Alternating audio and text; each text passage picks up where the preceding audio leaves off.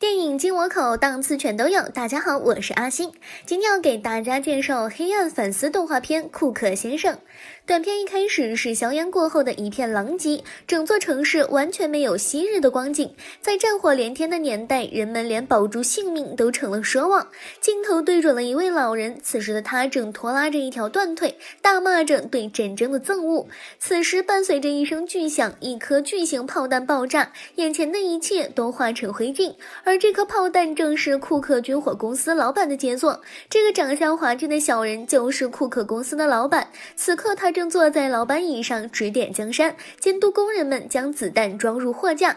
员工们都很认真，丝毫不敢怠慢，因为一放松工资就没了。这个正在印 logo 的工人是乔治，他是库克公司的老员工，在这里干了许多年。但即使工人们每天都很努力的在工作，但在老板眼里，他们所创造的效益还是远远不够。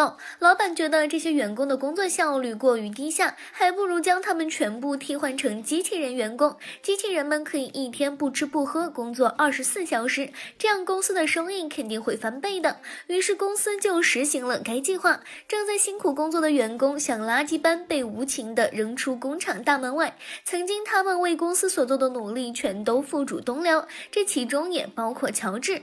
工人们心有不甘，纷纷来到工厂门口抗议，但换来的却是冰冷的机器人警察的毒打。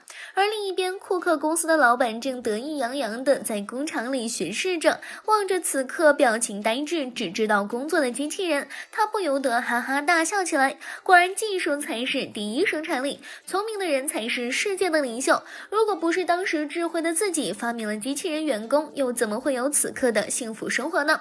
想着想着，老板又露出了阴森的笑容。他想到了工厂大门外的员工们，与其让他们活着浪费社会资源，不如将其融入子弹中，榨干他们最后的价值。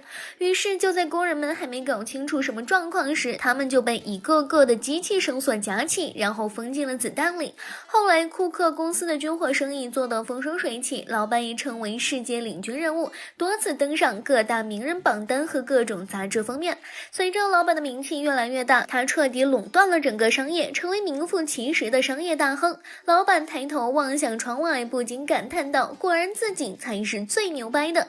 这时老板的耳边突然响起了读秒声，滴答滴答，是熟悉的武器爆炸提示音。他低头一看，乔治竟然拖着一枚子弹出现在他面前。老板有些害怕，赶紧揉了揉眼睛。这时楼下的乔治突然又消失了，原来这一切都只是幻觉啊。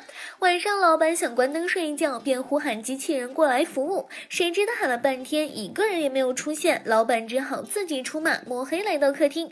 没想到这时客厅出现了一个熟悉的身影，老板定睛一看，正是乔治。此时的乔治凶神恶煞，看起来可怕极了。老板知道他是回来报复自己的，于是被吓得四处乱跑，过程中一脚踩空，摔下了楼梯。镜头一转，老板已经身亡，不过没有预想中的血流成河，他尸体的脑袋里面竟然充满了各种机械零件，看来老板也只不过是资本家制造出来的工具人呀。而在老板死后没多久，资本家又生产出了一个与老板长得一模一样的小人，成为库克公司新的管理人。看着这些叽叽喳喳的管理人备胎们，乔治愤怒不已，一把火烧了整个工厂。故事结束。这个短片讽刺了万恶的资本主义，他们向整个世界伸出无数双别人看不见的手，控制着这里的一切。许多看似是领导者的人，其实只是他们的傀儡，而能打败他们的，唯有高举镰刀和锤子的社会主义拥护者。好了，以上就是本期的阿星谈电影，下期节目同样精彩，小伙伴们记得关注观看哦。